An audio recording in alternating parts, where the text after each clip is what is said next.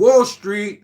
Welcome to my channel where we're going to be talking about, our 10 favorite stocks to trade, and we're gonna see how we're doing. This past week, man. So do not adjust your television set. Um, my painting back here fell a couple of minutes ago because I was trying to scribble, you know, um, some of my notes here and trying to figure out, you know, um, how I'm going to be talking about, you know, the stocks we're following this these next few years because yes, I am a long-term investor. I'm not a day trader per se. I will trade during the day or at night or whenever, but yeah, I'm not one of those people that is going to buy a stock, and then just pray for it to explode, and then nothing, and then that's it. Sell it and then do it over again. I'm going to invest in companies that I have been following for quite a bit, and then I'm going to um, sell covered calls on them because that's just what I do when it comes to investing. At least in my companies, right? So I don't like saying that I'm going to invest in stocks, although we do buy stock. I like to think in terms of investing in companies. Ultimately that's what we're doing. Uh, I invest in companies that I believe in. I invest in companies that I've done my due diligence in. And again, I am all for making money, and that's ultimately why we're here, right? What's up, Beach Boy? Thank you for the call. I'm gonna definitely take into consideration sending some alerts. What's up, not a lurker? No, I'm not gonna give you a wrench, bro. I'm not gonna give you a wrench. Although I still gotta figure out how to send alerts. I know you probably would be able to do that, but I'm not gonna give you a wrench, man. Um, this past week was great. I think the market was fairly generous with us investors, especially the ones that sell covered calls, right? And I really, I was very excited when I heard Jerome Powell um, go in and say that he's perhaps thinking about, giving us some sweet, nice little interest rate um, cuts, I guess, if you want to call them that, in the next few months. I think that would be great if he did.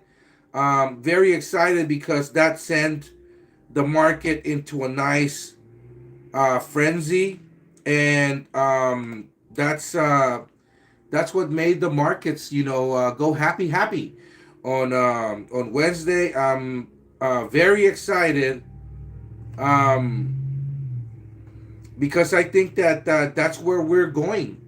I think we are going to um, start flying in the next few months. I don't know if you guys remember, a couple of months I made a video and I said that the first 6 months of this year were going to be painful, right? And the next 6 months we were going to start flying, right? And I mean, I don't know how many people pay attention to my channel. I maybe get a hundred, maybe 200 views, and that's fine, because ultimately I do this for fun. I'm not looking to get paid. I'm not asking for any type of donations from anyone. I am just making my videos because whoever sees these, I guess in the future, and perhaps when the companies that I'm looking at are trillions of dollars, someone's gonna say, "Hey, you know what? Look at that crazy guy made some videos about Unity and Roblox and SoFi." let's see, 3.ai and PagerDuty, and Palantir when the companies were not that big, and now those companies are trading for 150, $300, $1,000 a share. That guy was onto something, and I guess coming from a background like myself, that's kind of encouraging, because I guess ultimately I want my kids to see these videos, you know. So I'm just going to keep making them. I know that some people from the Discord are gonna probably check me out. Maybe a few people from the Uncle Bruce channel, maybe a couple of people from the Stock Karen channel are gonna come and say what's up at some point. And I'm just happy, man. I'm just happy because we had a good week of trading, and I made some pennies. So let's see what we got there. I agree, we're not day traders, though some of us are baby diaper change. Yeah. Yes, I change diapers on the deadly, dude. Where's my no wrench for you, bro? No wrench, lurker. I'm telling you right now. You're not getting a wrench, man. Um, where's the capacitor when you need? I don't know, dude. I love that movie though. I tell you that right now. Um, yeah, man. So, I was not as active on YouTube and on the Uncle Bruce channel this week because we had the Game Developers Conference, right? In San Francisco, and so I was able to attend, right? And I was able to see that that there's some really good information, coming out of the Game Developers Conference, man. We definitely um, I was able to see just what some companies that I'm looking at are working on, and I'm very um, positively encouraged as to um, what Unity is working on. That's one of the foundations of my portfolio. Um, I'm invested in it because I do believe in the company. I really like the stock, right? And I think they are heavily undervalued right now. I don't know how else to put this, but whoever is selling Unity at this point is an idiot.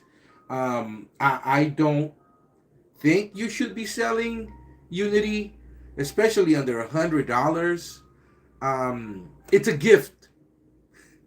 It is a gift for people like myself, um, and for those that follow me and are looking to invest in a company that is sound, in a company that is profitable, and in a company that, in the wise words of some developers that I interviewed this week, a company that is fucking awesome.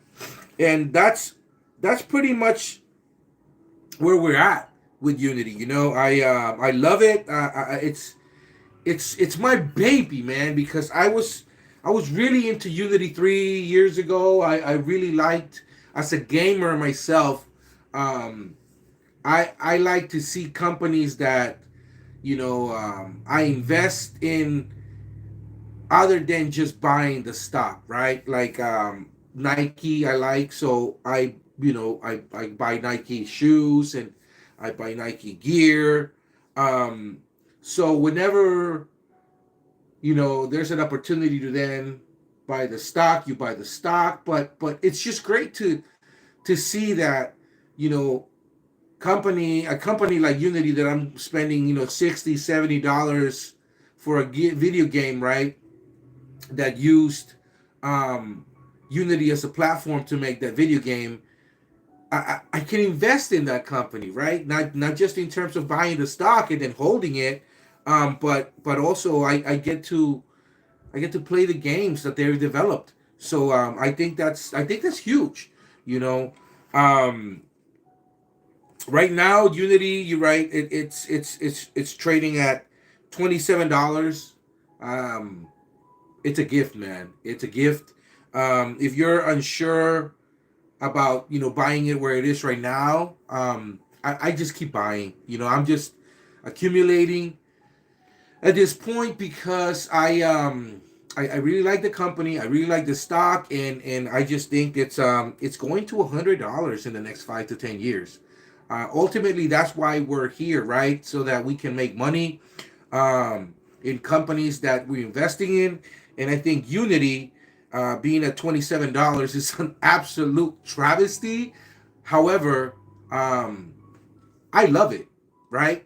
That's like SoFi being at 7, at 6, at $5. Like whoever's selling here is a fucking idiot, right?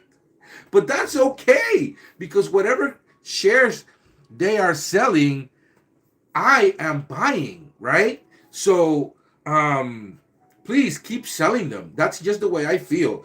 Right now, I'm trying to take the gigs that I can when possible so that I can make additional money and I can just dump that into the companies that I believe in. Because I, I mean, look at what happened this past week, right? Jerome Powell came in and then he spoke, uh, talking about in the next few months we're going to look at where the market is, and then we're looking at cutting rates 3 times. That sent the market into like a nice little frenzy, right? And then, right, the market does what the market does. Market makers do what market makers do. um, and they sent stocks back down because that's where they kind of want them at, which is perfect because right as Jerome Powell was speaking and things were going on up and up and up, I sold covered calls, baby.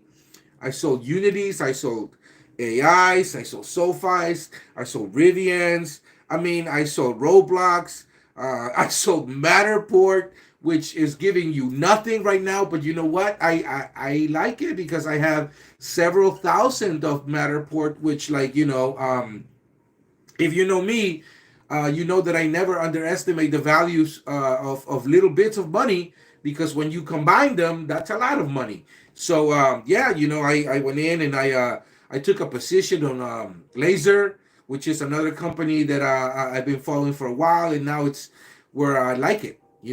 So I bought some shares in the 170, 180 area, and then I sold some covered calls for 250 for 6 months out. I was able to bring in like 45 cents, 50 cents. That's ridiculous because I paid 170 for a stock. I'm already bringing in 50 cents, right? We're talking about damn near, 30% almost. I mean, why wouldn't you do that? Why wouldn't you get 30% back on an investment, right? That's if they sell, right? That's just the covered cost. I mean, if they sell, then I'm making, around 80 cents per share.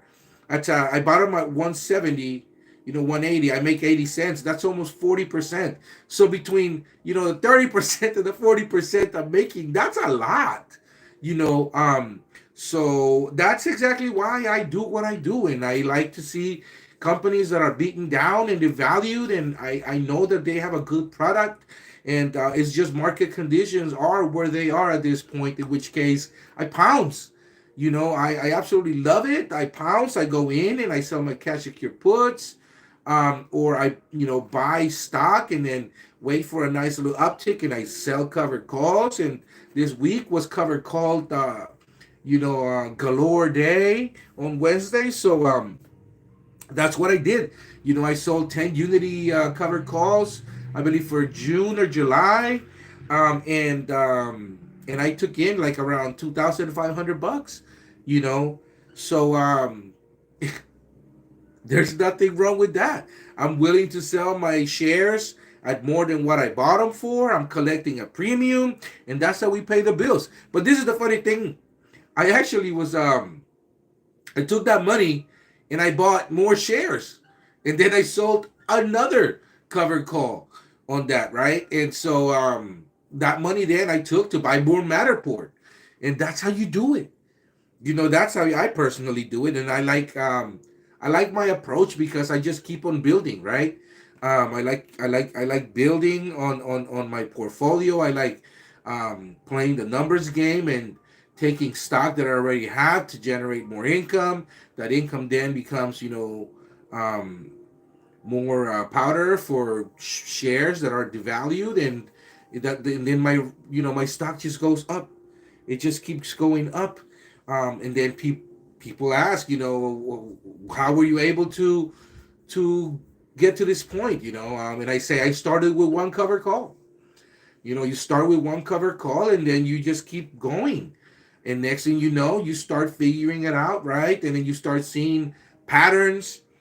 You start becoming more comfortable with the companies that you're trading, and then you're able to start be I don't know, I hate to say it, but you become Neo, man. Like, have you guys seen The Matrix? Have you guys seen that movie The Matrix? And um towards the end of the movie, Neo is getting into a fight in the subway with Agent Smith, right? And Agent Smith is kicking his ass left and right, and then finally Neo's like, um no, and then he starts seeing the code left and right, right? And then he just like he stops the bullets with his hand, and then he grabs one of the bullets, and you start seeing the freaking Matrix, and that's what happens, man.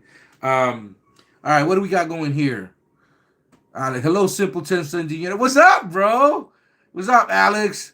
Yeah, man. I just, I had a few hours today, and I was just studying. I got my notes going for next week, and then I figured, what, from now on, every time I do my notes, I'm gonna do a video, and I'm gonna pretty much talk about the notes. Like old school notes, right? With paper and stuff. And I just talk about it, and then see who pays attention, and people are always asking me on different channels of the Discord, on the Stock Karen, streams, and my own channel, like, how do you invest, like, what do you do, and like that's what I do. I write down little bits of pieces of information that I take from different parts of um of different media outlets, right? Like, I take wallstreet.com, and I'll check the New York Post and USA Today, and you look at Stock Invest, and then Bloomberg, and um you know uh Robinhood sends you a lot of good sources, and then I go into my JP Morgan, you know kind of platform, and I start looking at all the information that they have, and I just, it's just about information, man. I'm not doing anything that's special. I'm not doing anything that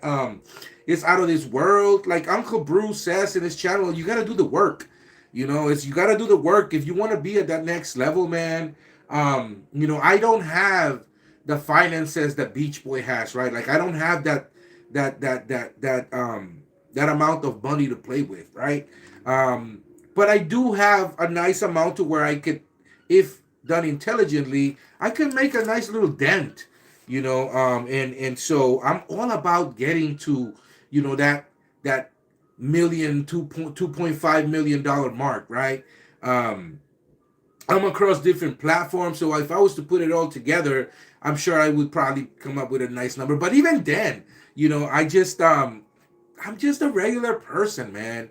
I just started with a few $1,000, and it's funny to me how this week I was talking to somebody at work, and the guy, he said, "Hey, I listened to you, on AI, and I'm very excited, and I really appreciate you telling me." I think I told him about AI when it was $12, $13 a share, right?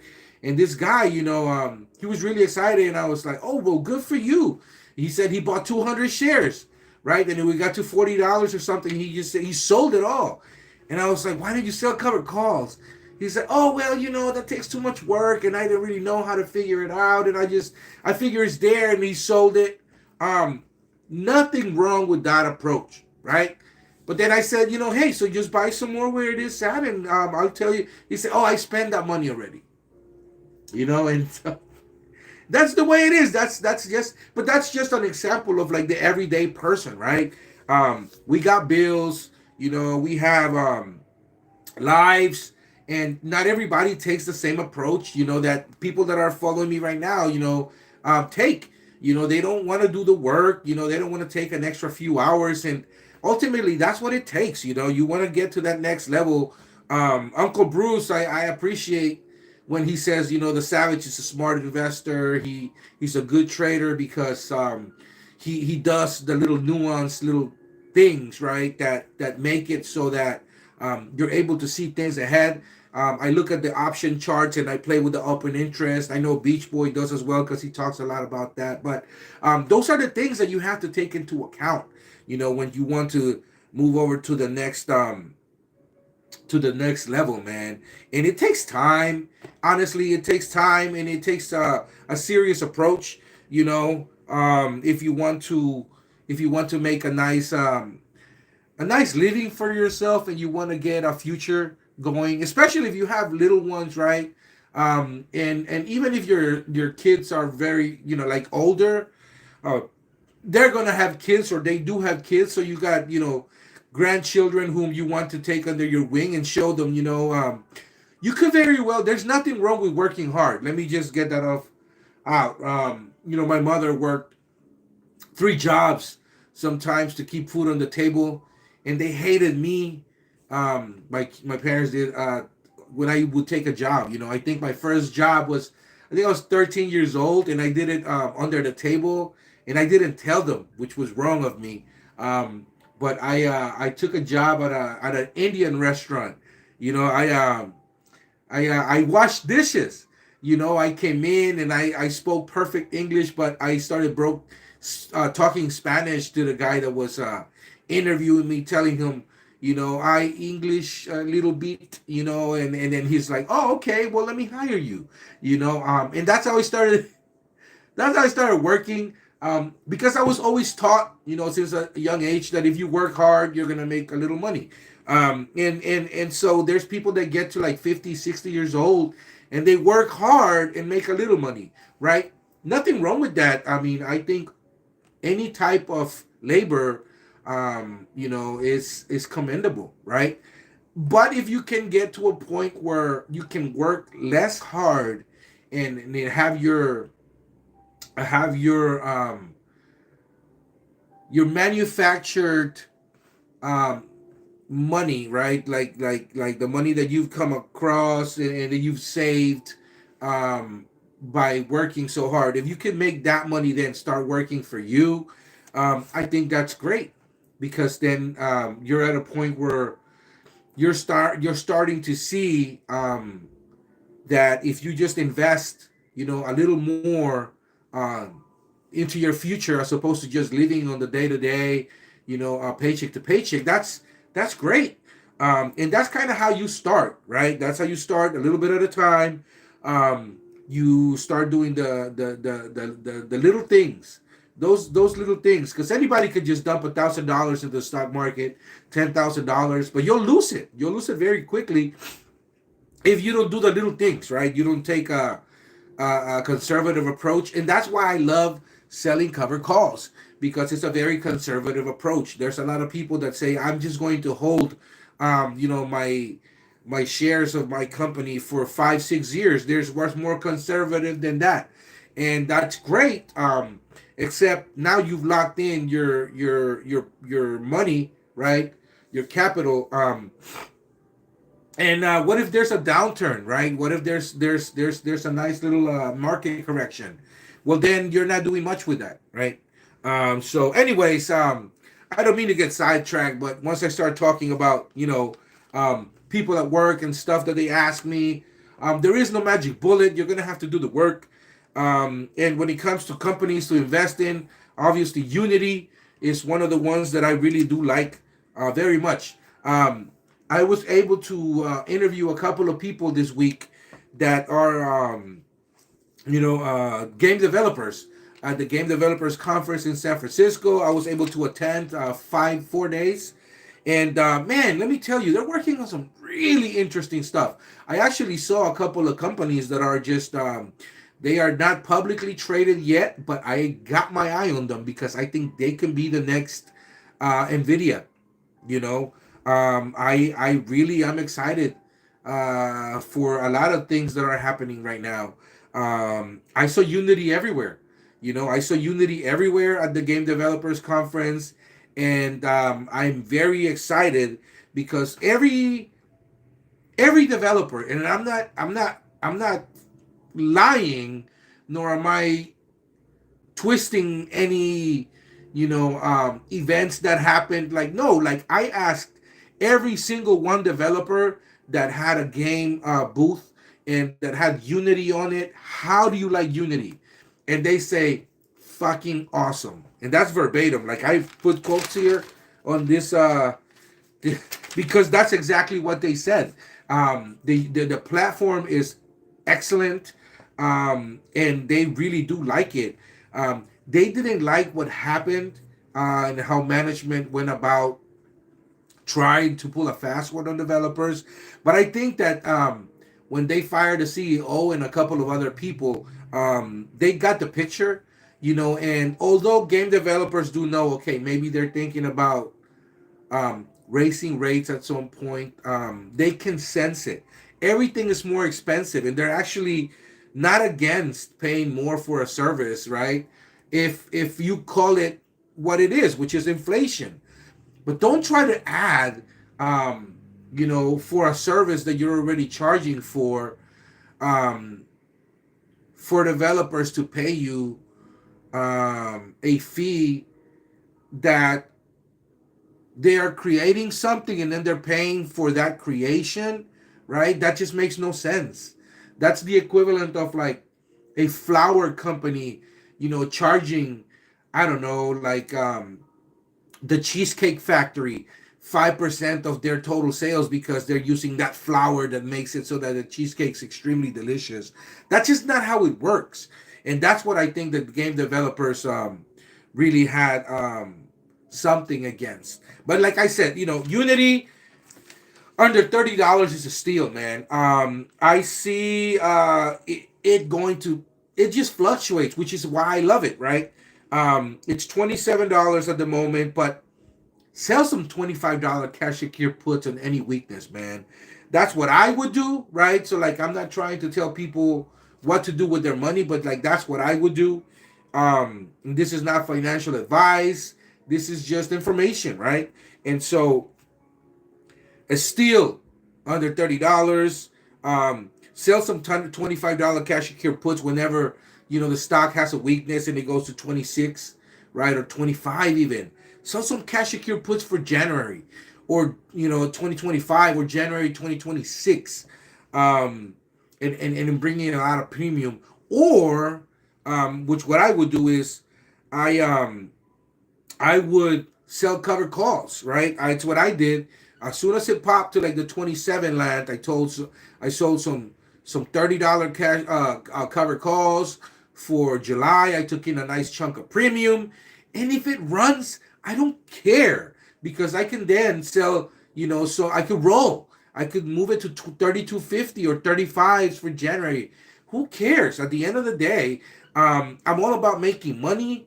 And if it brings me more money in, I don't care, right? So if you were to sell $25 cash secured puts, I don't see why you wouldn't charge $5. So think about it. If you sell a $25 cash secured put, you're asking for $5. That's 20% of your money for January. That's unheard of, right? It can be done. I actually did it. So now at this point, it's starting to run up. So I'm gonna wait until, like, I don't know, October maybe, and buy back those five for $1, right? Or I could give them nothing, right? Just give them nothing, and then just wait till it expire. It all depends on what the market is doing, and if I need some type of cash infusion for whatever is going on with the market. We never know what's going on, right? But I assure you one thing is that those $25 cash secure puts that I got $5 for are not going to be $5 then. I guarantee you that. And that's the name of the game, right? Why would I put my money in a bank savings and get, 1%, right? Or like 0.5% for 6 months when I could get like 10, 15, 20%, 30%, right? Uh, the stock is going to $35. That's just the way I see it. And it's not just me like wishing it. It's just like if you look at the way that the stock is moving, and you look at the way that it behaved in the past, um, the weakness in the overselling, and just the way that's trending, right? It's trending sideways and accumulating at this point, but I see it going to $35. By the end of the year, if not by January next year. I just don't see why it would stay at this point or at this level for a lot longer, especially after having seen what I saw at the Game Developers Conference. It just I like the stock. I see it being in the next 5 to 10 years, $50 to $100. Game developers love it. It's a great platform, and I'm just convinced. I was already convinced, but now I'm just definitely um, like stern in my position that I'm keeping Unity for a good 5 years. Let's see here. Compounding with the premiums is definitely Neo Bullet picking stuff. Yeah, yeah, it is. It really is. Do you expect Unity to keep going volatile? That's great for. Yes, I expect it to stay volatile because I see that the open interest on a lot of puts and cash secure puts and just covered calls. If you start seeing April, May, June, July, all those are starting to increase, right? Especially if you look at like the January 2025s, the dancers are there, man. The dancers are on the floor, and they're gonna keep on increasing, and it's just a matter of time.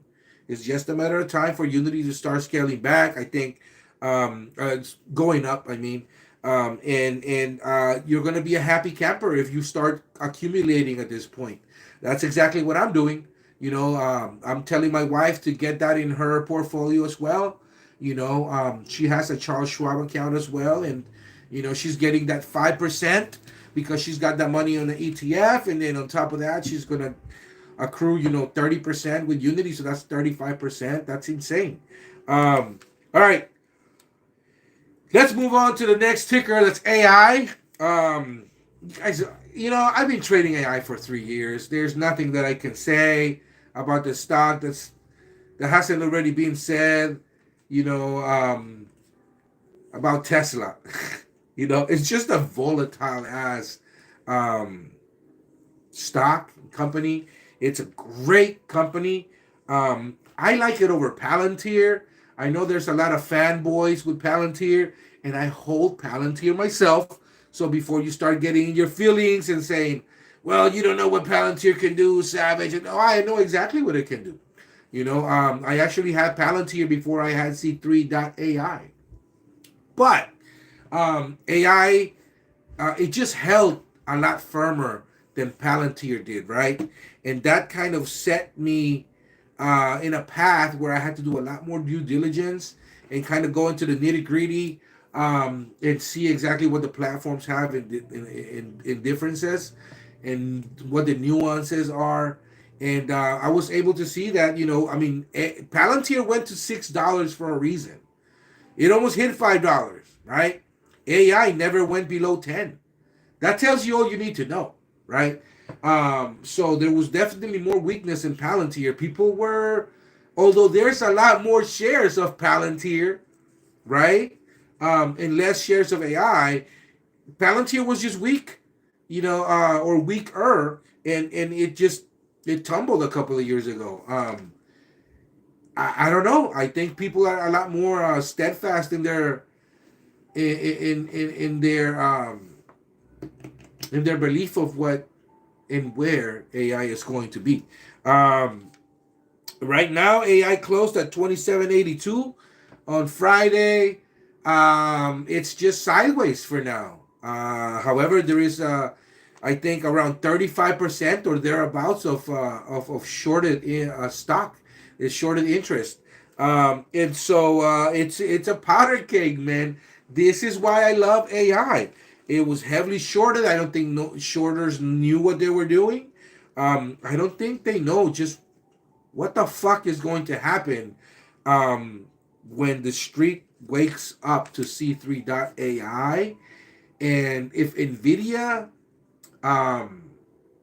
goes over $1,000 and people start looking at the next stock and then realize just how good of a stock AI is, or a good of a company C3.ai is, man, those shorters are in for a rude awakening. At this point, I'm just accumulating.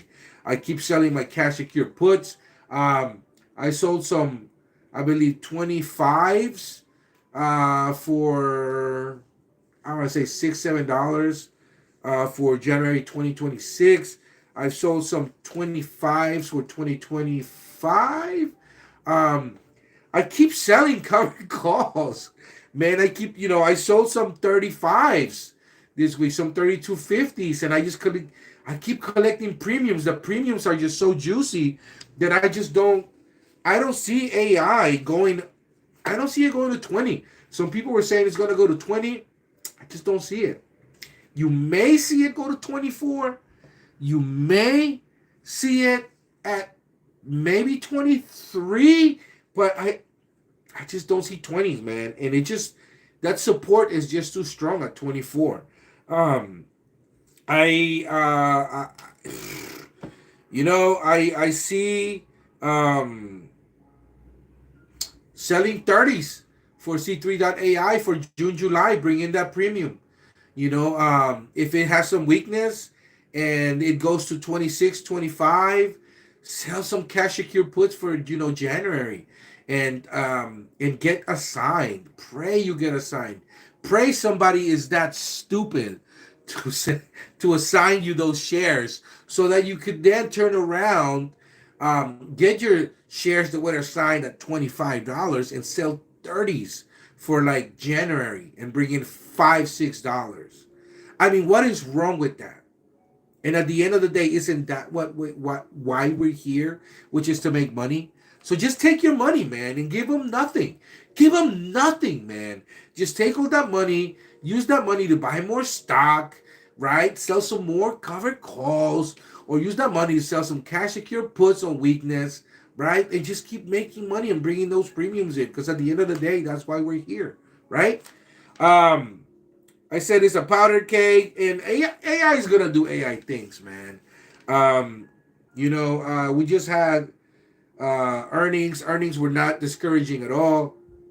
After you start reading, um, you know, through all the mumbo jumbo, right, and you start seeing that there's actually some really good information, and you see that this company is there, man.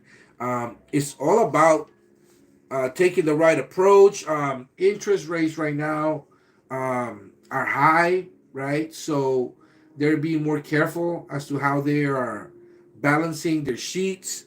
But I honestly think if interest rates go down another 1.5%, 2% in the next year or two, I think AI is gonna fly, man. It's just gonna fly.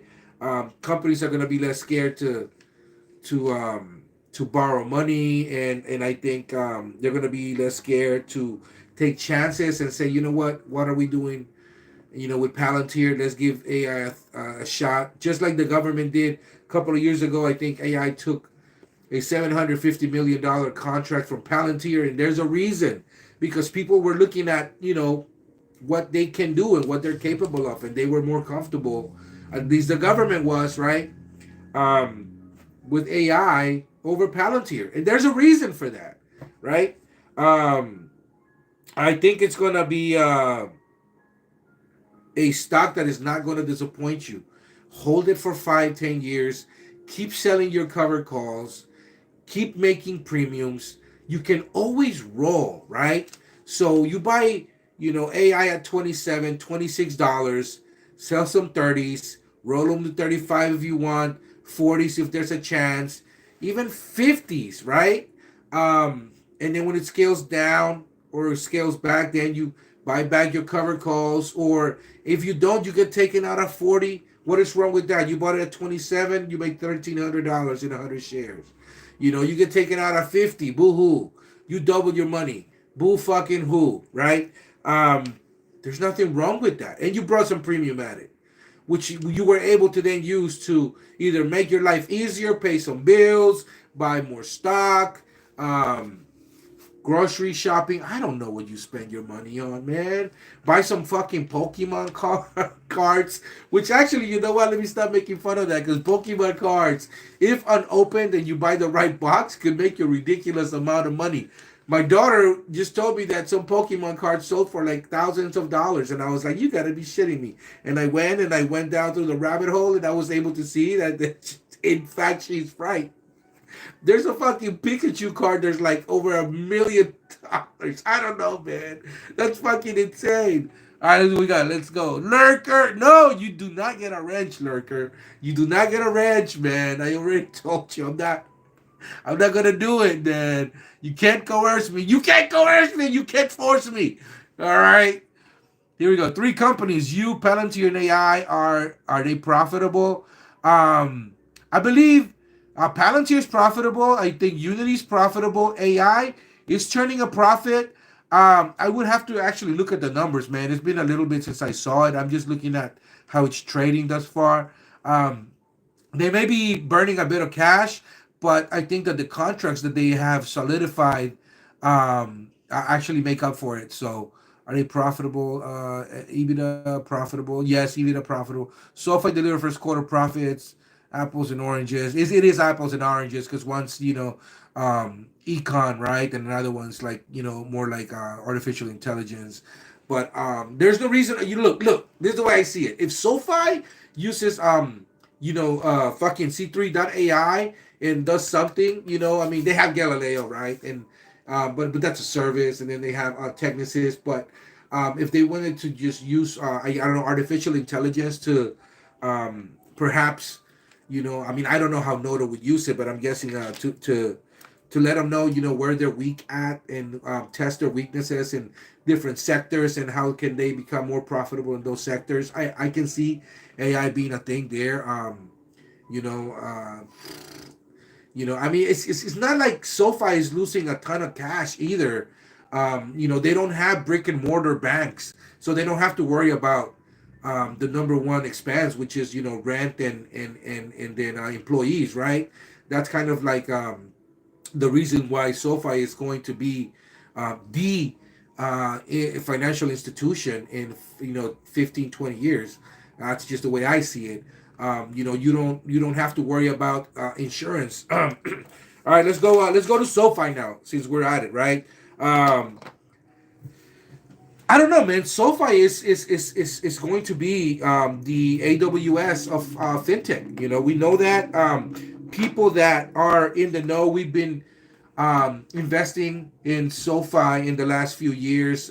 We can scream, at the top of our lungs on any mountain what SoFi is capable of doing. Um, we may not like where the stock is at this moment, right? Um, but the fucking CTO sold shares. Now, anybody that's following SoFi and that knows anything about anything knows that the CTO sold it for tax purposes, right? But only a small percentage of investors, not even all investors, just a small percentage of them knows why the CTO did it, right? Because of tax liability. Um, but what does the street see, right? The average investor, the average um,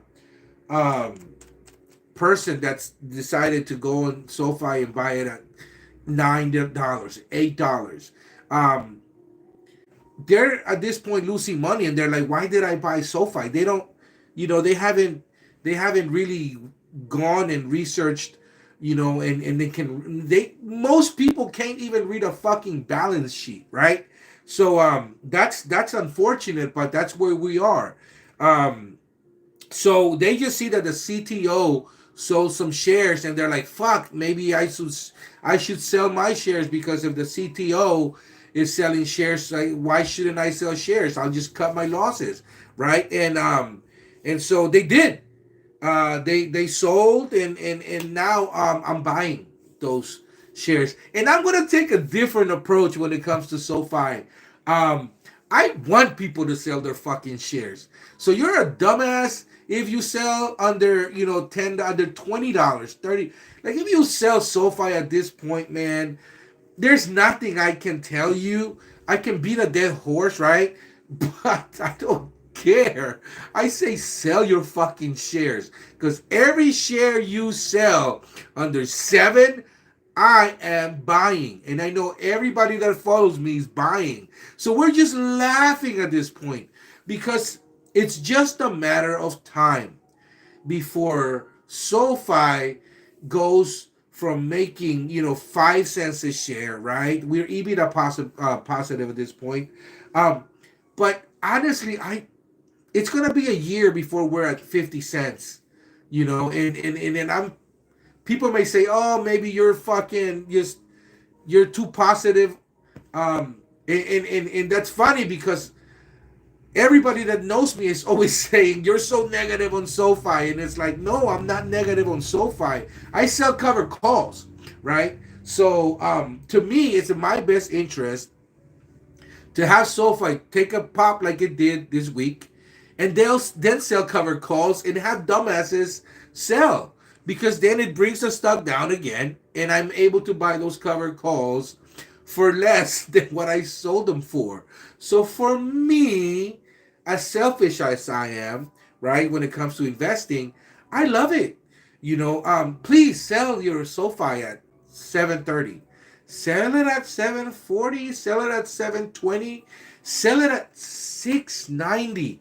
Fucking jump ship at 650. Oh man, would I love that shit. I will sell some $6 cash secure puts for 2027 if they let me. I may just go to fucking Bank of America and talk to a manager and be like, can I speak to a manager, sir? I have $100,000 here in this duffel bag. It's not drug money. I just took it out. Here's the receipts of where I took it out from. Now, I would like for you to make a special contract for me and let me put this money into $6 cash secure puts for SoFi for 2028 and 2027. Make him do the paperwork and just start a new fucking start a new strike. What is this? Up some taxes. Yeah, man, taxes. Galileo, think about that. Noto making an offer they can't refuse to the Jamie Dimons of the big banks. They have got to go digital. Yeah, Jamie Dimon, I think he sees the writing on the wall, man. He sees the writing on the wall. I'll see at 420, 420. Sell at 420. I like that number. I don't partake anymore. Ever since I had my kids, I'm kind of like straight edge and shit, But I was a fairly interesting individual before I had kids. I've never I don't know. I've never been peer pressure to do anything I don't want to do, but I have taken. I've gone overboard. Let's just say that I've gone overboard a lot of times when doing dumb shit, and I don't regret it. I've had fun. I'm gonna be one of those few people that when they die, and I'm not. I mean, I don't want to get all morbid and shit, but like we're everyone's going to at some point expire, right? So, but when I do go, I think I'll be in my deathbed and I'll hold my daughter's hand and I'll just, my kids hopefully will be there and my wife or, and then I'll just be like, what, guys, please don't cry because daddy did whatever the fuck daddy wanted to do. At any point he wanted to do it. And daddy's happy, man. And you guys are proof that that I did something right, and I love you guys so much. But don't cry for me, Just hold me in the dearest regards. Look at my pictures of when I was in Barcelona or at a mountain in Costa Rica, and then have me, in a picture somewhere on the wall, and remember me as such, not as this disheveled, shell of my former self, right? And remember me as a happy person, someone that loved you very much and that had fun doing whatever it is that he wanted to do. And that's kind of what I tell my kids. My daughter, actually, as a matter of fact, I think 2 days ago, my daughter said, what are some things that I haven't done because people may say something, right? And I laughed, and my wife really laughed because she said, you know what? Daddy doesn't care. And I said, you know what? I don't care, sweetie. Daddy does whatever Daddy wants, and he never really um, cares about what people say. He doesn't care about who's looking, and so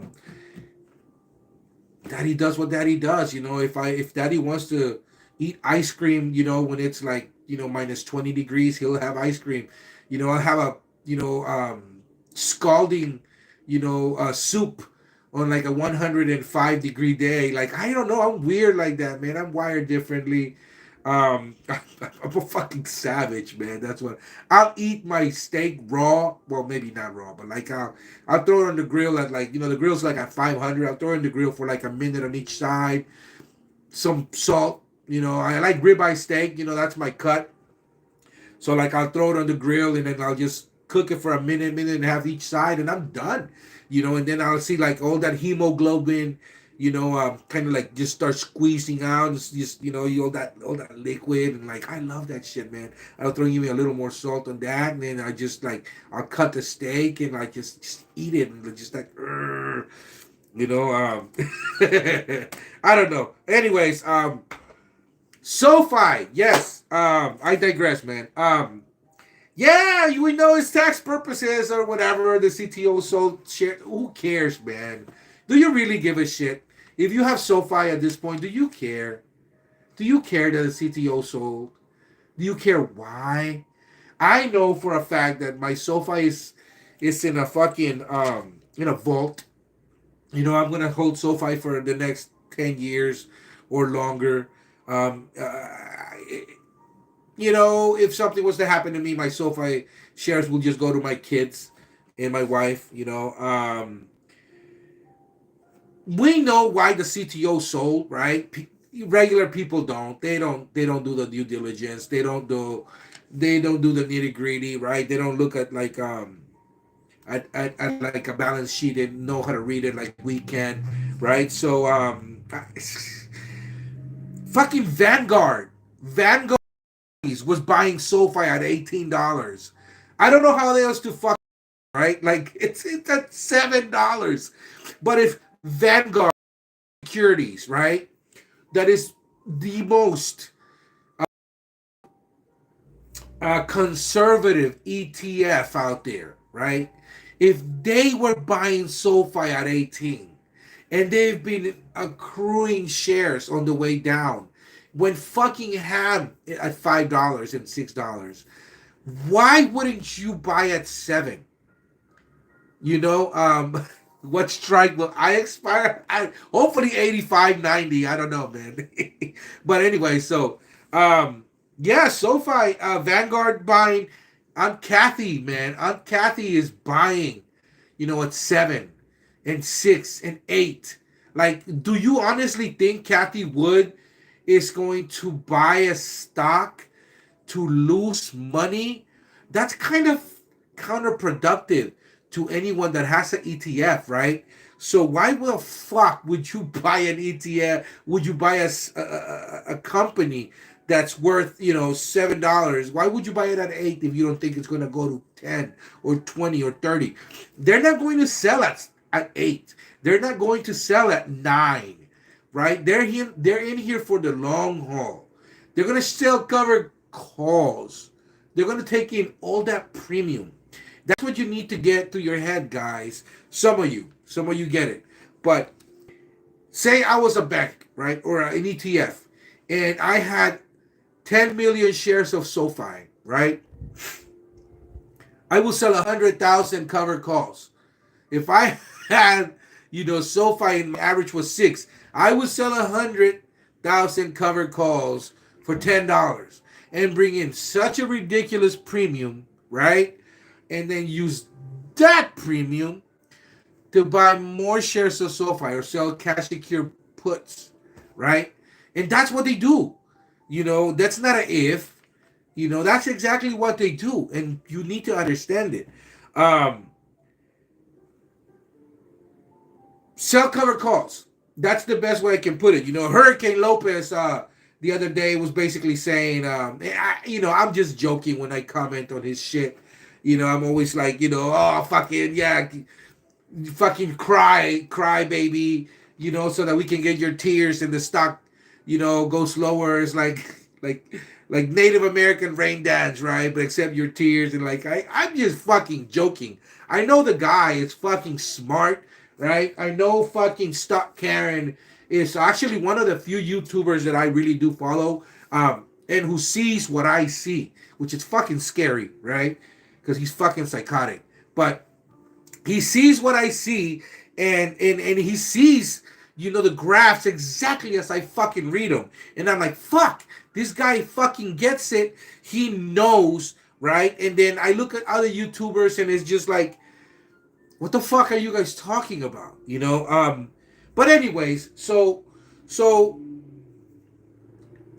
covered calls, right? You can't go wrong. If you buy a stock at $6, $7, and then you say I'm gonna sell it for $10 in 6 months, and you're able to bring in $1, right? That's 30% that you're gonna sell at. You're gonna sell at a fucking you're gonna make 30% on that investment, and then you're bringing in another dollar, which is 10. You know what? 13%, 15% of where the stock is now. So that's 45% you're making in a year. That's insane. So like if you get greedy, that's where the problem happens, right? So you gotta understand that in the stock market, bears make money. Bulls make money. Pigs get fucking slaughtered. And that's the problem.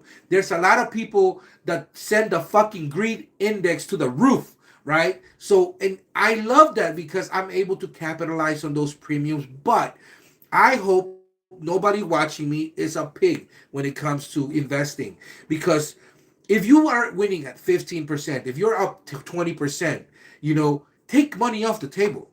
Take money off the table unless you have the mentality that I have and you want to get taken out because you don't give a shit of what your stock sells at. This is why I love covered calls, because I'm able to call the shots, right? I'm able to say, you want my stock at $10? Fuck it. Take it 6 months from now. Give me $1.50 times 100. Now you multiply that by 10. Multiply it by 100. Give it. Because then I can take that money and do things with it, right? I'm able to, buy my kids shoes. I'm able to buy more stock. I'm able to just move the money as I see fit. And ultimately, isn't that exactly why we're trading? Is just to make life more comfortable for us? Beach Boy went to Cyprus, to the Four Seasons, and he's chilling with his family. Thanks to pigs. He's Jewish, so it's not kosher for him. Bacon's just not kosher. Pigs doesn't go with him. But now, yeah. So I can see, why it may be almost unbelievable for a lot of people that follow Uncle Bruce or other YouTubers, that are able to see people trading and making $10,000, $20,000, because the average person does not have that type of capital invested, and moreover, they're not vested like that. They've been taught to buy stock, hold it, sell it for more, and if they make 20, 30%, 50%, they're happy, right? But that's just like, you have to wait so long for that. Covered calls are a different approach. You're always moving. You're always making your target. Your goalpost is always moving this way or that way. Especially if you're into iron condors, right? And then you do catch, you do put spreads, right, or call spreads. That's how you're able to move the goalpost and able to capitalize whether the stock goes up or down. It and SoFi is great for that. I don't know why people are so, into Tesla and just Tesla. They're like, oh, Tesla, is giving you a lot of profit because, you're able to get 15%, if you're able to do a cash secured put, or 20% or cash secured put. But yeah, that's $170 stock at this point, right? Um, But if you're able to capitalize that much on $170, right? That's per share. That's $17,000. Not everybody has $17,000, but that's okay because if you have like I don't know $7,000, you can do 10 cash secure puts on SoFi or 10 covered calls of SoFi. And when you look at averages, SoFi is actually averaging better returns than Tesla is at this moment. I don't, there's nothing wrong with that. I like SoFi very much. SoFi will be a triple handle uh, company, stocks uh, per share at some point in the next 10 years. But meanwhile, let's just have fun with the volatility. You know, I um, I see it at $8 or $9 in the next few months. Hopefully by next earnings, if it can hold $9, we're going to 10. Then we're not stopping. If we go through 10 and we hold that, we're not stopping to the tilting there until 13. Um, I'll revisit my cover calls then, right? But until that happens, nothing's happened. So, is there anything wrong with SoFi going to 13? Absolutely not. Am I hoping it goes to 13? Maybe. Will it? That's to be determined, right? But meanwhile, I do know one thing, and one thing is for sure, is that SoFi is $7.31. And if I sell a cash secure put, a $7 cash secure put for 2025, I can get like $1.25, right? Per share. Or if I was to sell $10 covered calls, I can get, I think it's like $1, just 90 cents to $1 in premium. So what is wrong with that? There's absolutely nothing wrong. I just I love this volatility the last week gave us because I was able to capitalize on a lot of covered calls I sold. I bought them back already, and then I'm ready to go this next week. Where do I see SoFi going this next week? Again, last week I told you guys. Remember, I think SoFi was 690. And if you look at my video from last week, I said, SoFi could move 70 cents in a day. It could move like 50 cents and then 70 cents, or 35, 40 cents and then 30 cents. Or it could move that way. It doesn't matter, but then it'll scale back, right? So, I don't know. I did say I was going to sell covered calls, so I don't know. Pigs are not kosher, but man, they're delicious. And that vacay was paid for by options and waiting to happen. The poolside is waiting for you, Savage, lemon pie, and tequila.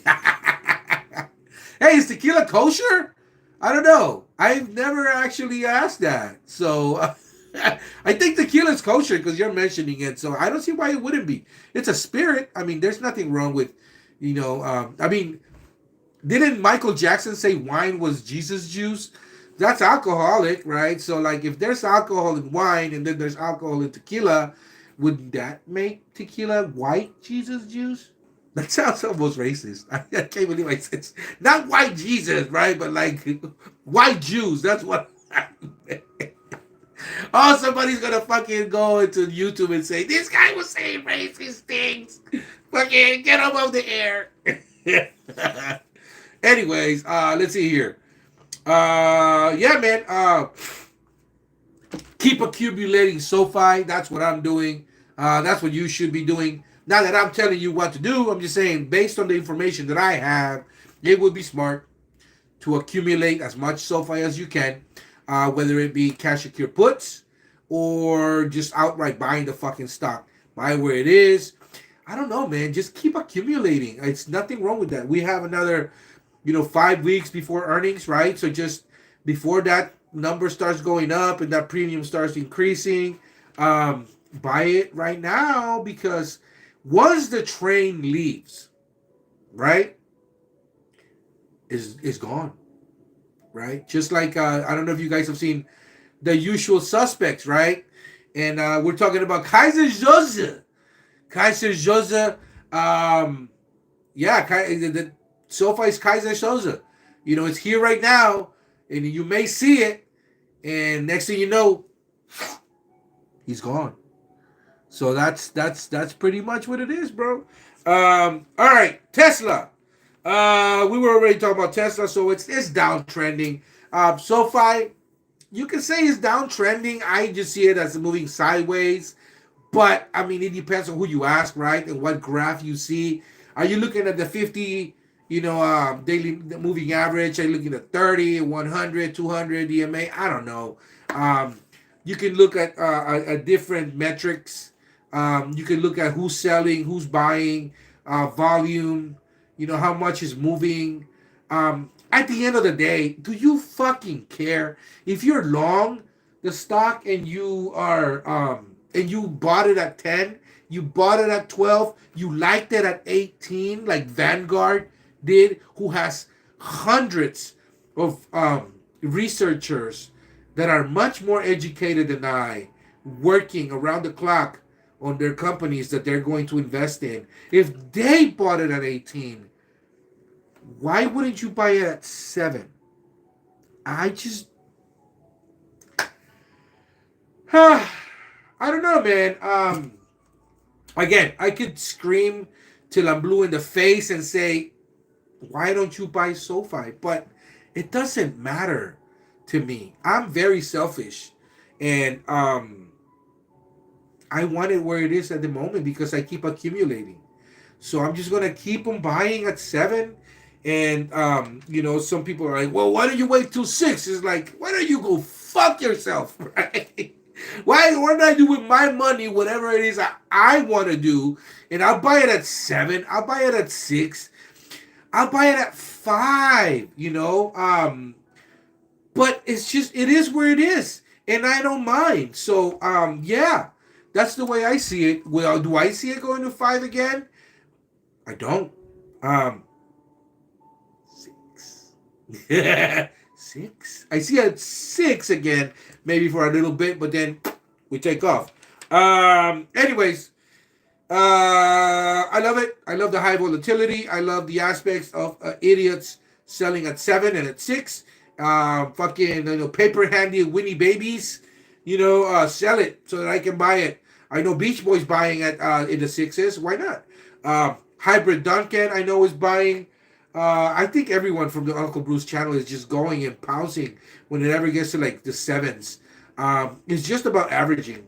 Whether you average down or up, it doesn't matter. Anything underneath $10 is a gift, and at this point is the way I see it is like on sale, right? You'll never ever ever ever ever ever ever ever ever ever ever see $4 again. I don't think you'll ever see 5. You may see high 6s, in which I love because that's when I start really buying. But that's just because I like to down cost average, right? But 7 is just as good with me. So I don't care. It's about having shares of SoFi, and if things pan out, I'll be able to get $1 a month to $2 a month from SoFi stock when it is where I think when it gets to where I think it's going to get to, and making $40,000 a month on a stock that I hold. That's just SoFi alone. Um, that's okay with me. I don't see myself working a 9 to 5 ever again. I don't see myself working more than a couple of months a year again. I like living the life that I'm living right now. I just went to my daughter's first 2 soccer games of the year yesterday. If I would have been working the way I was working in the past, I would have missed those games. And my daughter scored her first goal in a year yesterday, and she was so happy. Sorry, man.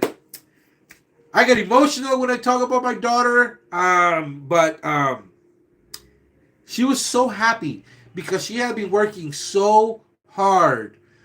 We've been training. We go to the park and she does drills. She's very excited to start this year, and she played forward and she tried 2 or 3 times, and that goal was just evading her. and it evaded her all last year, and she worked so hard. And next thing you know, man, she scores a goal, and I was just so happy. I think I was the loudest person on that field at that moment. And I raised my hands, and I tell you, I wrestled high school and college, right? And I remember being at the finals in tournaments, and I remember winning a lot, right? And there were some matches that really took it out of me. And when I got my hand raised, my whole arm was like numb. My shoulders were numb because I wrestled till I had nothing left. Um, but that feeling I felt yesterday when she scored that goal, man. I will say it would probably eclipse that. Um, and that's I don't know how else to explain it. She was crying because she was crying because she was so happy because I know there were tears of joy, and she really worked hard for that. And she was, all year she'd been saying, "I can't believe I didn't score a goal, Daddy, Daddy." And I said, even if you play sometimes with soccer, even if you play a great game, it's not guaranteed that you're going to score a goal, right? But it doesn't mean you didn't play a great game. So she played defender a couple of games, and she did amazing. No girl scored on her side. She was playing, I think, left back. Nobody would score on her, but she was so angry because she couldn't score a goal. And I told her, "You're in defense. Look at how they're moving the girls on the other side. They can't do anything on your side, but it doesn't compute to her. She's not low, so it doesn't compute that you can have an amazing game as a soccer player and not score a goal. But what you're doing is you're negating the other team from doing anything on your side of the field, and she doesn't see that. But so she scored a goal yesterday. They put her forward, and she was so happy. And then she scored again on another game. She had a double header, but it wasn't. I mean, she got that monkey off her back, right? And I just feel so proud as a dad because I was there during the journey, right? I was there, and it's because I wasn't working as hard. I'm not working as hard as I was in the past, and that's what selling covered calls has brought to my life. And um, I wish that anyone that's seen me, um, in some way, shape, or form is able to enjoy those type of moments. I don't know if I'm making myself clear. I got a little, in my feelings right now, but yeah, man, I just there's in different ways. It doesn't have to be with your kids. It could be with your grandkids, right? Which I'm in. They are, extensions of your children, obviously.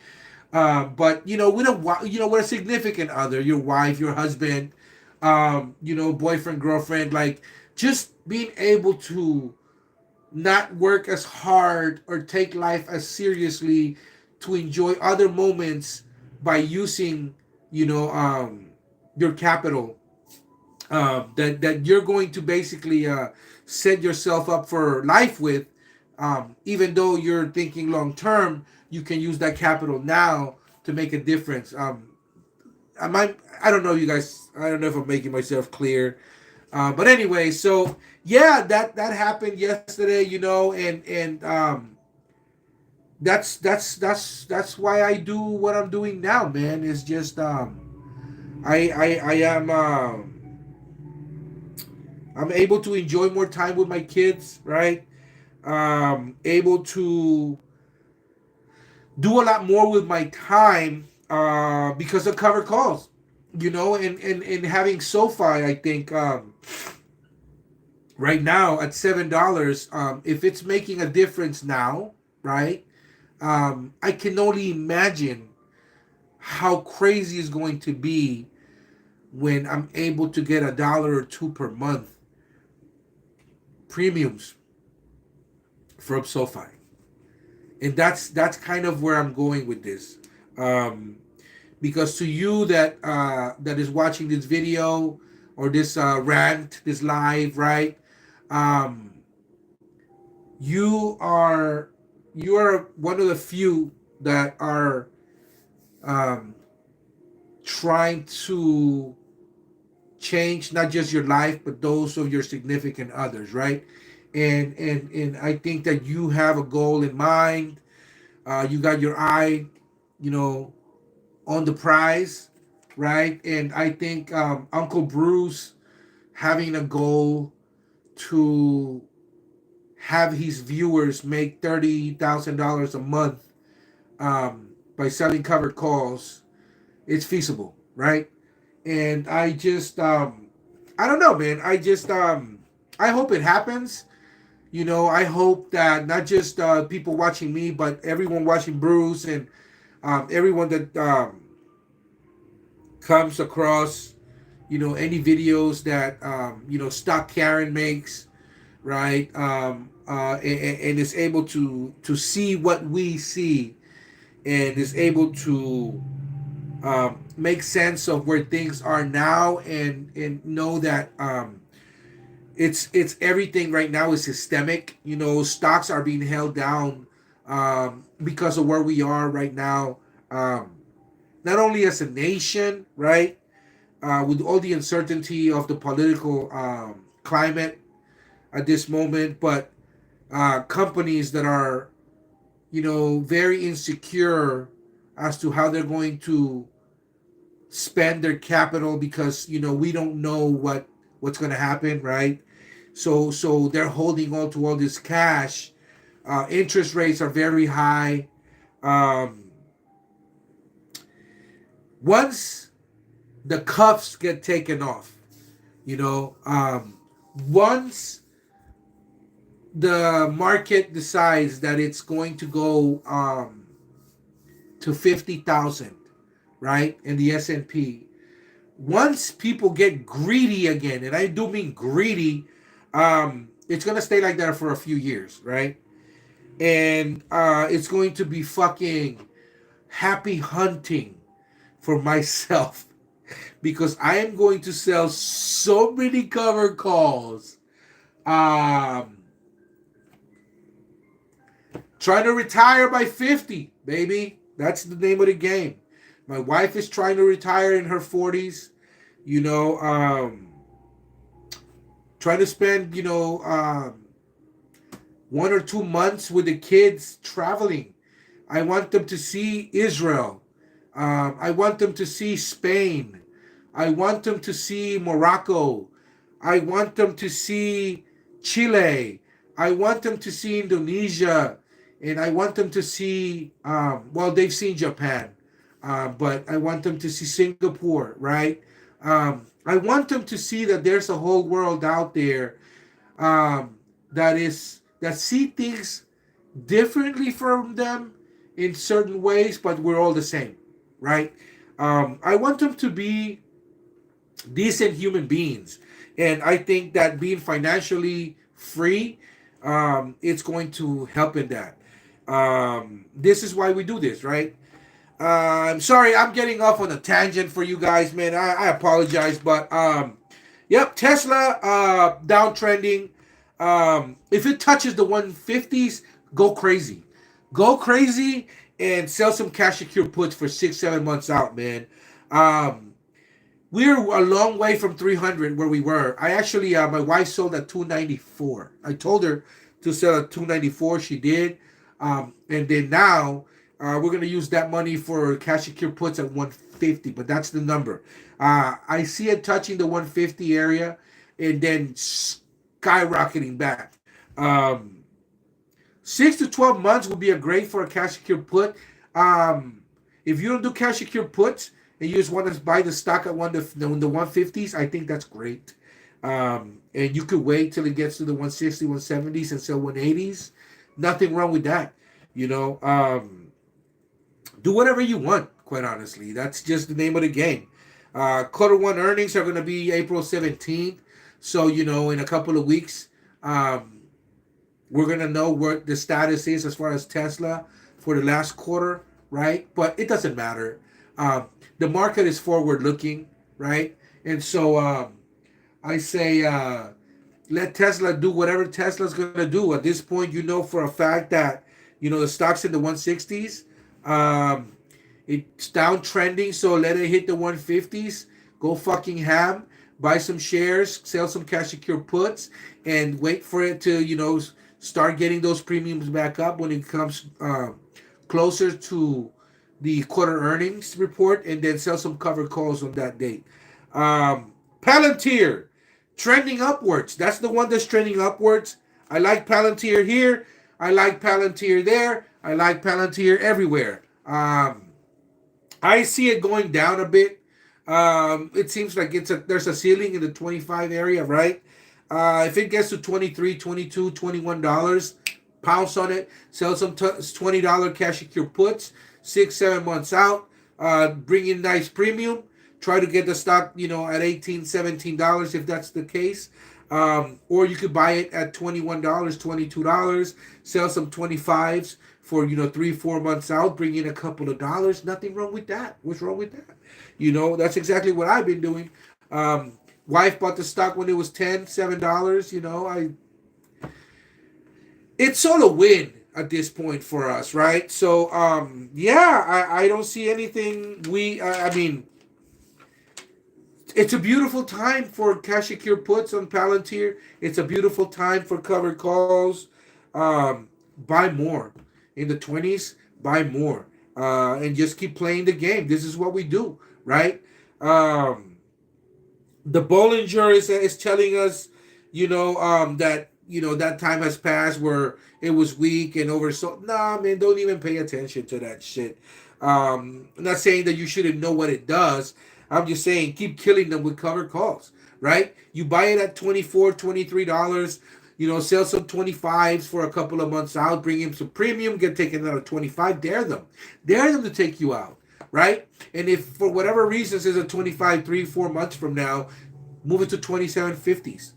3 or 4 months out after that, bring in more premium. What is wrong with that? And if you go back to 22, 21, let those covered calls expire worthless. Take everything from them. Give them nothing. Or buy back for pennies on the dollar and then sell 22.50s for like 6 months out. Bring in more, premium, and then keep playing the game. I mean, it's not rocket science, guys. I've said it once and I'll say it again. My channel is not for the newbie out there, right? It's not for those people that are like, what should I do with my 2, 3 stocks that I got? I got 5 shares. I just bought 7 shares of SoFi, and then what do I do? You know what? I'm being fucking... All right. So this guy, last year, SoFi was, I think, at $5 or $6. It's a guy from work, right? So I see him, and he's like, "Hey, Caesar, man, good call on SoFi. I'm holding SoFi, and I can't wait for it to go, to more." And I'm like, "Good, great for you, young kid, right?" He's like in his late 20s, and I'm like, "Fucking smart." How many hundred shares did you buy? 200, 300, 400? He's like, "I bought 20." And I'm just like, I mean, I could have sworn I took almost 50 minutes, like talking to him about the market and telling him, "You're so young, you're able to take, risks. Buy a few hundred shares of SoFi, man. It's $5 right now. It's $6 right. Just buy it. If you don't want to sell covered calls, you don't have, just hold it. Because you're young. You have your whole future ahead of you." I told him, look up covered calls on YouTube. Go down the rabbit hole and see what it is about, and try to sell some covered calls if you feel like, sell one and see how you like it. Sell 2, whatever. This fucking kid, it's been a year later. He's got 20 shares of SoFi, and he says he's up like $50 or something. I don't know, man. You can lead a horse to water, right? But I don't know. I short of me holding someone's hand and actually buying the shares for them, right? What else can you do? Anyways, at this point, I'm ranting. My kids just came back from the park. They went for a walk with their mom. I can hear them, and I will be taking my leave, right? But I'm glad I was able to make this little short video. I was gonna talk about Rivian. Rivian's $10, 1080, something like that. I'm buying, man. I'm buying because I've been buying Rivian since it was 10 the first time, 11 the first time, and then it went to 25, and I sold 20s for like a year out. I collected $6, $7, and then it went down. I bought for $1, and then I sold 20s for like 4 months out. I took another couple of dollars, and it went down, and then I sold 15 for like 6 months out, and I took a couple of bucks, and it's like it's just the gift that keeps on giving. Rivian at 10 is ridiculous. I'm buying cell cover calls, man. Sell 1250. So you buy here, ask for $135. It's a 1084. You buy it at 1084, so buy 100. Sell some 1250s for June, right? Ask for $135. Nothing wrong with that. You could sell some cash secure puts, some Junes, some tens. Ask for $1.50. 15% of your money right off the bat till June. What bank is going to give you 15% for a couple of months? They'll laugh at you. They will laugh you out of the doors. That's what they're going to do. I kill them with covered calls, man. Just buy the fucking stock where it's at, Buy where it's at and fucking sell covered calls and kill them with covered calls. 1250s. Ask for 130, 135. What's wrong with that? No, it is not Chinese, Beach Boy. Rivian, it is not Chinese. It is. You're thinking Neo.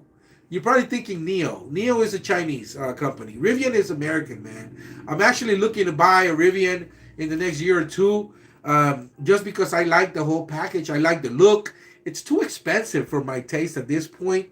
Moreover, I'm going to accumulate the more Rivian shares and use the Rivian Premium to buy more Rivian shares. And then when I get to like 10,000, probably going to sell a massive amount of covered calls and try to bring in, a lot of money. And I'm going to use that money to buy a Rivian. That's the goal. So isn't that beautiful? I'm using Rivian Premium from Rivian stock to buy a Rivian. That's beautiful, man. That's only in America. Only in America. Yeah, no, it's good trucks. I'm gonna buy the SUV though. I'm looking at the SUV. I'm not looking at the truck that they have, which is a direct competitor to the F-150. So Rivian knows their niche, right? They know who their competitors are. They're not going after Tesla. That's not what they're doing. They're going after the heavy duty trucks. They're going after the families, right? Sport utility vehicles. And I really like them. I really do. It's a really strong fucking truck. Very, very strong truck. Now, some people like the Cybertruck. That's cool, but I like the SUV Rivian is making at this point. I say it's actually, it's got a great battery. It has a really great battery. It has a lot of torque, a lot of horses, and it's just like it's a big truck. I mean, I have 3 kids. We travel with the grandma too. That's 6 of us in a truck, and then there is no motor. So like the front of the truck is actually like where we can put the luggage, as well as the back. The speakers come out of the truck, and like we can make, like, we go camping, and like I can bring this special tent that I can put around the truck and like use the battery of the truck. I mean, it's really fucking cool, man. I like the Transformers as a kid, and it reminds me of the Transformers. I don't know, man. I mean, it's my thing, right? So like I like it. I like the stock. I like the CEO. I like what they're doing.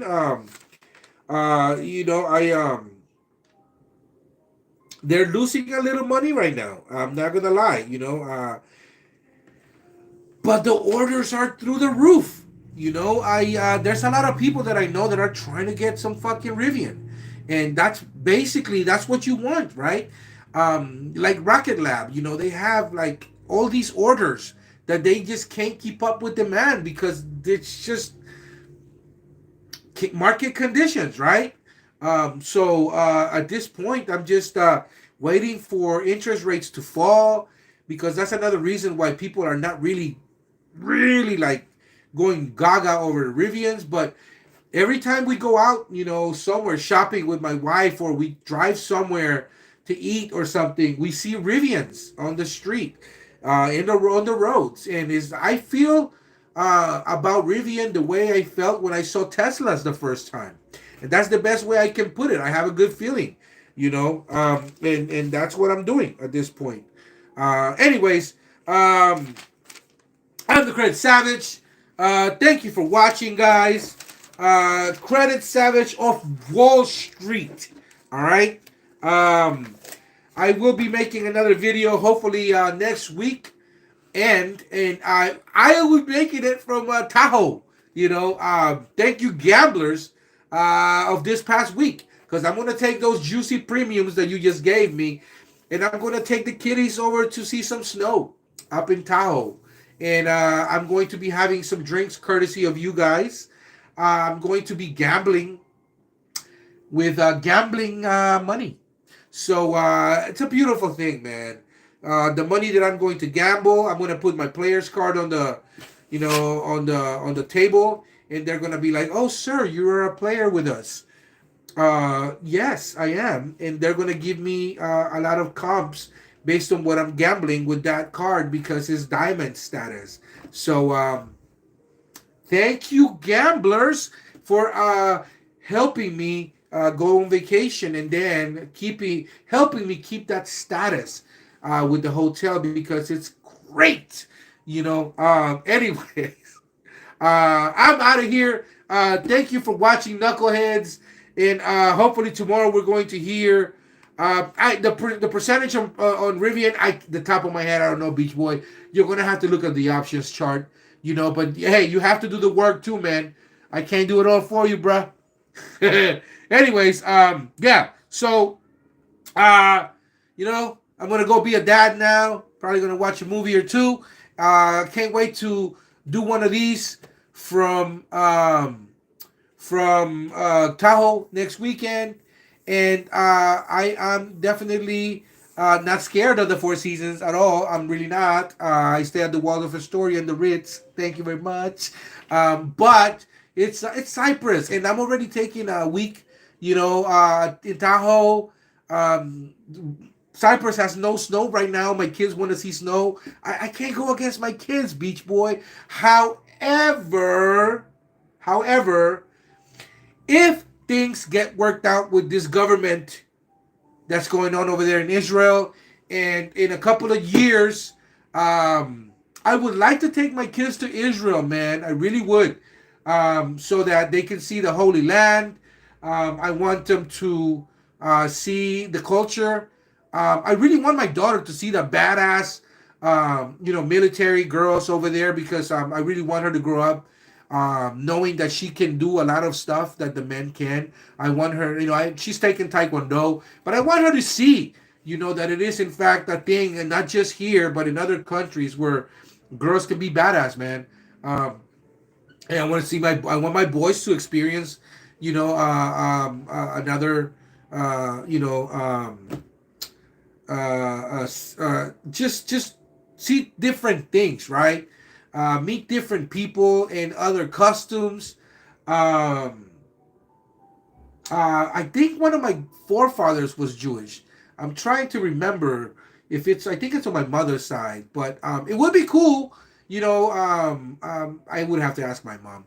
But anyways, so yeah, that's it. I'm out of here, Knuckleheads. Thank you for watching. Lurker, no, you're not getting a wrench, man. You're not getting a wrench. Beach Boy, thank you for watching. Who else was on here today?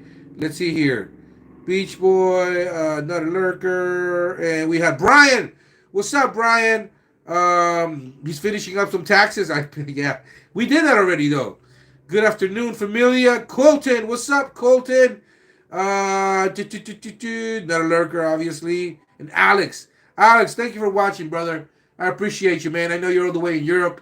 Maybe one day I'll be in Europe with the family. I'm looking to like maybe perhaps buy a house in Spain. I think that if that was the case, we would be neighbors because Portugal is right there, and you could come up to Barcelona because I think that's where I'm looking at. Barcelona, and say what's up. And likewise, I know that we probably could go to Portugal and say what's up. So ride the cable cars in Portugal, which is fucking nuts. Because I'm from San Francisco and there's cable cars here. I know there's cable cars in Portugal, so I think that would be fucking so cool. So anyhow, enough. I'm ranting. Go home. You don't have to go home, but you can't stay here. All that yin yang. So thank you for watching, knuckleheads. I'll see you guys next week from Tahoe. And hey man. Thank you for the money, all of you gamblers out there. I appreciate it. You're keeping me from having to work, my ass off and being fully employed, which I love because then I can partially trade and make money investing. Yay! So remember, cash is king, but credit is power.